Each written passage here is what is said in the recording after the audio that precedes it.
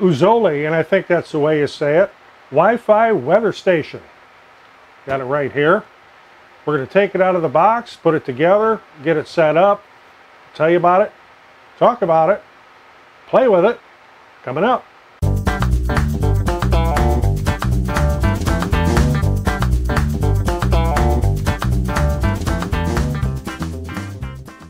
I'm Roger, welcome to the shop. What I have here is another weather station, and if you happen to see my video I did just about a year ago on a lacrosse weather station, I bought that one specifically to be able to monitor one of our greenhouses that we have with our e-commerce business here.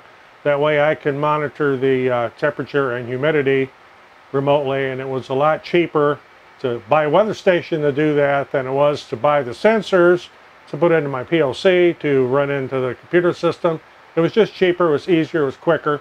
And as a bonus, it had a wind speed indicator, which I did mount on the greenhouse, and it does work. No problems with it. I didn't do any of the extras like connected to the Wi-Fi and all that because I didn't need it. But what I have here now is a weather station that measures temperature, humidity, wind speed, wind direction, and rainfall amounts.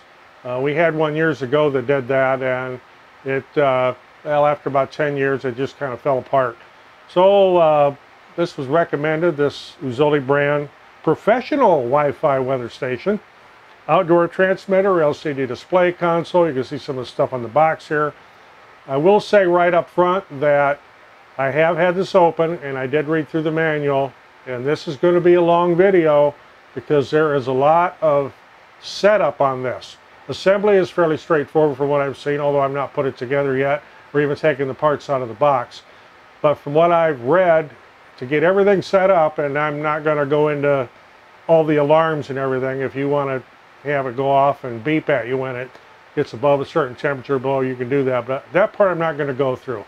But I will go through all the parts of getting this set up, mounted, and talking back and forth to the console. Another reason we got this is to know whether or not the weather is going to be something we can weather, or whether or not we have good weather, or whether we have bad weather. Something like that. So let's get this unboxed. And yes, the shop is a mess. Got a lot of projects going on, and I am not one of them people that makes everything all neat and tidy before I shoot a video. I open this upside down. How about that? So here we are. As it comes, packed like this. You got the manual here. This is the display console, and then we have the various parts and pieces here, which we'll start taking out. Power adapter, knew about that. Mounts. The unit itself. And I will note here, this does take batteries. Okay, and I'm going to note here, this does take batteries. This does have a solar panel right here, and that powers the unit when it is out in the sun, but at nighttime you have no power. So this does require AAA batteries, which go in this little compartment right here, which I'll fetch some batteries here pretty soon. And right here is the UV sensor on top. This is the rain collection cup. And, well, I got my fan blowing behind me, and it's actually turning the wind vane there a little bit. And this here, of course, is your wind direction. First, you got a bag of screws, bag of bolts. Then we have a mounting pole. And we have cardboard. We'll get rid of that and get some things here set up a little bit. Okay, one of the first things they're going to do here is put the batteries in it before I put the pole on it, just make it a little bit easier, although you can absolutely get to this battery door with the pole on it. And you want to make sure you put them in there in the right direction. They recommend lithium batteries. I don't have any, so I'm using alkaline. Where I am mounting this, it won't be hard for me to get to them if I need to change the batteries. And it says in the thing of batteries should last 1 to 2 years. As I said, they are mostly for backup power because the solar panel will give you the power otherwise. There's a gasket on here. I can't really show it because it's black on black and it's very tiny. There's a little rubber gasket in there to keep this watertight. So you want to make sure you get your door in there correctly. Yeah, it's just a matter of putting that one little screw back in. Now for the mounting pole, this just slips into a hole in the bottom. There's a slot at each end. I don't think it makes any difference which way you go, but you're going to have to give a little bit of a wrap to get it in there all the way. Okay, on one side of this is a little boss where the nut will set. The little nut and bolt here, so you want to put the bolt in on the flat side.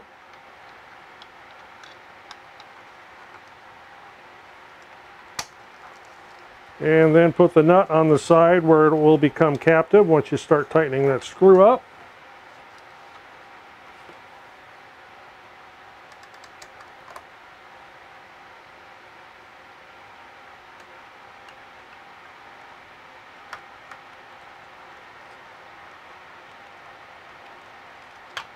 Okay, so now we got the pole on it. Looks like this. Okay, on the end of your unit, where you look where the weather or the wind direction vane is, and I know this will not show up on camera, but there are directions, wind or compass directions. For example, right here where I'm pointing, that's south. So obviously the other side would be north. I got east facing me, and west would be on that direction. Of course, I'm holding this upside down. But you want to orient this with those compass directions facing the right direction. So if you don't know what direction is what, get a compass. Put a compass app on your phone so you know which way is which. Sun comes up in the east, goes down in the west. That'll also give you a clue. In my particular application, I'm going to mount this on the end of our little gazebo where my wife's swing is.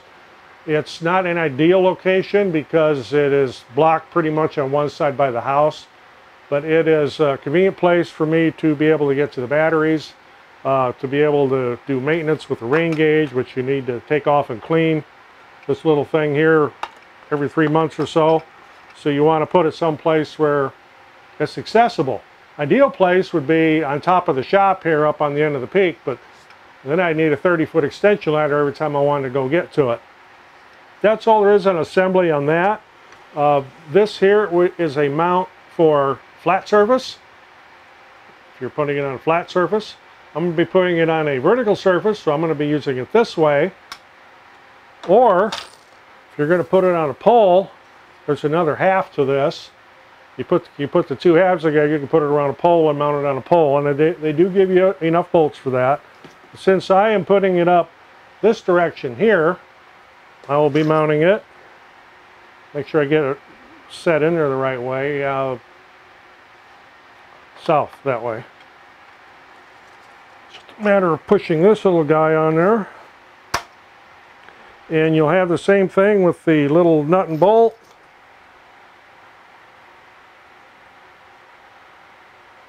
And there's a little recess right there to put the nut into.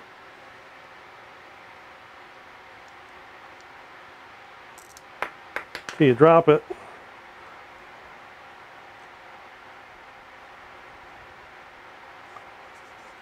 Snug fit. Screw go in the back side.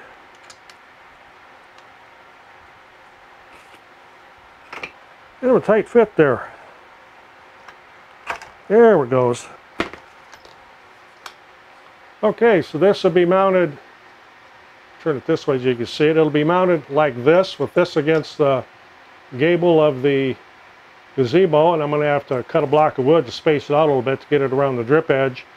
But my next activity will be to mount it, and you may see me dressed different afterwards because I may not get that done today. But this is part one.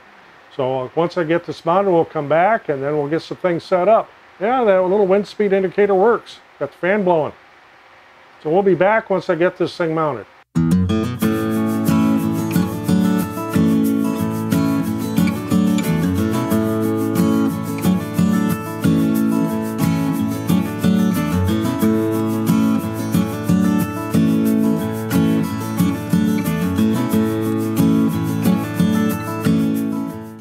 Okay, it's the next day and I've got it mounted, as you can see here. And while it is by no means the ideal place to put it, it's a good place for me to have it for now to get some setup done and be able to check it every now and then. And in fact, in the manual here, they even recommend that you put it someplace with easy access for the first week until you get everything set up and you've tested all the different functions. So the next thing I need to do is to get the console set up, put some batteries in it, get it plugged in, and we can start with some of the programming. Okay, the first thing we'll need to do is, well, take the protective film off the front of the screen. Then on the back right here is a little door. This requires 3 AAA batteries. And of course direction is important, and it does tell you in there which way they go. We'll get those in. And it beeps like it's supposed to. It does have a little desktop stand, or you can hang it. It has some holes here, keyholes, if you want to hang it up. Alright, the next thing I need to do is put the AC adapter in. Little jack on the side there.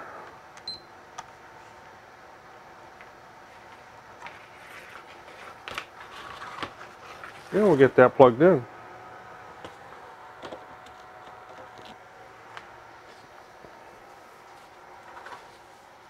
Which gives you a display. And it is telling me the temperature outdoors is 70, 86% humidity. It is also very early in the morning. So my indoor temperature here is 79.7, humidity of, the dew point 60%. I'm learning this too as we go along. There's absolutely no wind today. So we're going to need to set a couple things, one being the date and time. Okay, the set mode key is on the side over here. Hopefully you can see that. It's this middle button right here. Oh, push the set mode and hold it. And it'll beep. Of course, we're looking for time sync, and I do not have this connected. We don't have Wi-Fi out here in the shop. We've got direct connect. And I don't think I could pick the Wi-Fi up from the house. So if I push the set key, again, set for 12 hour. Now I can raise or lower the time, and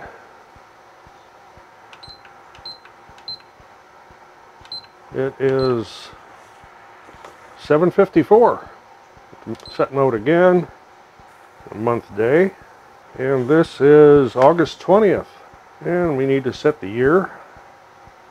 2020. Whoops, push the wrong key again. And from there, as you scroll through, I mean, we're going to do it in Fahrenheit here because that's what I do. But you could also choose Celsius if you wish. Rain in inches, pressure in inches of mercury. Here is where you can change your settings if you need to go metric. And I'm not. You can change your... There's a whole bunch of different options here, and you can go through this book right here, which will give you just all kinds of different options and stuff. And if I wanted to go through every one of these different settings and alarms, we'd be here for a long time. Moon phase. Okay, so now we're back to our display. Okay, on the setup of this, as I mentioned, there are just a plethora of different types of settings you can do. Just in the set program mode, there are 17 different settings you can do, and we scrolled through quite a few of them quickly. Of course, the time and the date, I took care of that. Then you can go through and with your time sync, you can sync it to your network. Of course, I'm not connected to the network out here, but it is something you can do. And your hour format, whether you want a 12 or 24 hour, change, of course, hours, minutes, date, month, year. Minimum maximum clearing default is on, and you can leave that or you can turn it off. Temperature units of measure, of course we went to Fahrenheit. Wind speed, rainfall units, of course you could do millimeters, you could do inches, and obviously I want to do inches. The default is in millimeters. Actually, the temperature unit of measure default is centigrade, so we had to change that. Pressure threshold setting, different weather icons. Default is partly cloudy. You could set it and change it to sunny, cloudy, partly cloudy, or rainy. Up to you how you want to set it for what your weather is. Sunlight display. Change the sunlight units from watts per square meter, foot candles, or lux. I think I just left that at foot candles. And location division, whether you are in the northern hemisphere or southern hemisphere. Of course, we're in the northern, and that's the default. Okay, you can reset the minimum maximum record. It records what the minimum and maximum temperature was. Different ways to do that. There's a snooze mode if you have an alarm, and I am not enabling alarms because there are just all kinds of them, and I don't need this thing beeping at me at any kind of weird time, and I do not need the alarms. I just want to be able to read the different values for what's going on outdoors. Gives you complete directions here on the alarm operation, how to set the alarms, and there are 30 different ones you can set should you decide that you want to have alarms for something. High sunlight, low sunlight, I guess that'd be nighttime, that'd be dark. But you could set relative pressure, absolute pressure, outdoor temperature, indoor temperature, just all kinds of stuff. You could read through that. The Wi-Fi connect status, there's a little icon that will light up when it's connected. Because I am not where I can connect to Wi-Fi out here, I'm not going to be using that right now. Eventually, when this gets moved indoors, I'll do the connect to Wi-Fi. And that also has to do with time server sync. So you have to be connected to your network to sync the time. Then the next thing you can do, you can either join Weather Cloud or you can join Weather Underground, and you can have this update through your Wi-Fi, and you can use the option to send them information on the weather in your area, or you can opt out of that. You don't have to do that. It will also download weather forecasts, which could be handy. And it goes through step by step how to sign into either one of the services. And of course, I'm not going to do that out here because I do not have Wi-Fi out here. It's got a Wi-Fi setup, which tells you how to connect your device to the console's Wi-Fi. So if you've got a tablet or a phone or something and you want a Wi-Fi connect direct to it, you can. And it goes through all the different things about the wireless access points, which is called a WAP. That's W-A-P, not the WAP where you slap somebody. You're not familiar with that, and it'll give you the SSID and how to set it up and how to connect and what the console's name is. It's all in here. It'll tell you everything. The weather, it does weather forecasting, especially if you are connected to like Weather Underground, which I already do belong to on another unit I have. But it's an option you can do. Care to set that up. Moon phases. Feels like temperature. That's your heat index when it's hot like this time of year, or wind chill in the wintertime when it gets cold, and we're in northern Illinois, so in the summer it gets blazing hot and humid like it's going to be later today. Right now it's early in the morning, so it's not very warm yet, but we're going to be in the 90s today with high humidity, and you sweat as soon as you walk out the door. Wintertime, it's just the opposite. You walk out the door and it's so cold it makes your face hurt. And then you wonder why you live in a place where you go outside and it makes your face hurt. But it's northern Illinois. And it gives you a wind chill chart in here. And humidity helps you figure out what heat index is if you want to calculate it yourself, or the wind chill. And there is an option to, okay, you've gone through and you've done all this programming and you've figured out you've got it all screwed up. You can reset the factory default. You you would unplug the power, take the batteries out, hold the min-max minus key while reinstalling the batteries at the same time, wait 3 seconds after installing the batteries, let go of the min-max key, you're back to factory default. You can go back to the setup and set it up properly. If you've got things just all out of whack, that's a good way to do a reset. Gives you the ranges on here, your power consumption, of course. This takes 3 AAA batteries. That's more of a backup. If you have the AC power adapter, it's got a little wall wart on it. It won't be using battery power unless your power goes out. Then it'll use battery power for a while. It will run just on batteries, but you won't have all the Wi-Fi connectivity. You'll just have a basic display until you have the AC power back on. Otherwise, the batteries would run down really fast. For maintenance, I think I mentioned this at the beginning of the video. There's a rain cup on top. You would just take that off, clean it. Sure that's all clean inside. Put it back on. They say to do that every 3 months. And the batteries in the unit, they say up to 2 years. They recommend you change them after a year. As I mentioned, the unit itself, or the outdoor unit, runs off the solar panel. When there is power, sun, light, some way for it to generate electricity. Obviously in the middle of the night you don't have that, so then it runs back onto the 3 AAA batteries that are in there. They say it'll last a year. We'll find out. I did not use lithium batteries because I didn't have any here. I put alkaline in. But for my testing purposes and where I have this right now, I want to see how well it measures rainfall and that type of thing. And first we need some rain. We haven't had rain in like 3 weeks. So possibly we'll get a little bit tonight and I'll be able to see if that function works. We haven't really had any wind either, so that also makes it miserable. When it's hot and humid, you don't have a breeze. As you saw when I was setting it up yesterday, the manometer, that's a little thing that spins around, gives you the wind speed. That was actually moving in here because I had a fan on behind me because it was so blazing hot. But outside where I have it up today, it's just dead still. There's nothing moving. It does give you a troubleshooting guide in the back.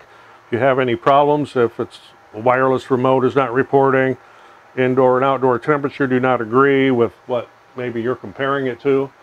Gives you different things here. Of course, one of the things it says to allow an hour after you first power it up, get everything, let it stabilize. Wi-Fi doesn't display on the console. You would check your router for any type of problems, that type of thing. If it's not reporting to Weather Underground or Weather Cloud, it goes through here on confirming your password and some different things to do there. So, overall, how well is this working? I'll let you know in an hour. So how well is it working? Seems to be working well. Waited roughly an hour here, let everything stabilize. And unfortunately, we don't have a whole lot of wind today, so I can't be looking at that. We absolutely don't have rain, and we need that. I will say that the manual for this is well written. Of course, this is made in China. And a lot of the things you get from China, you can't hardly read the manual or understand it because it's what a lot of us call English.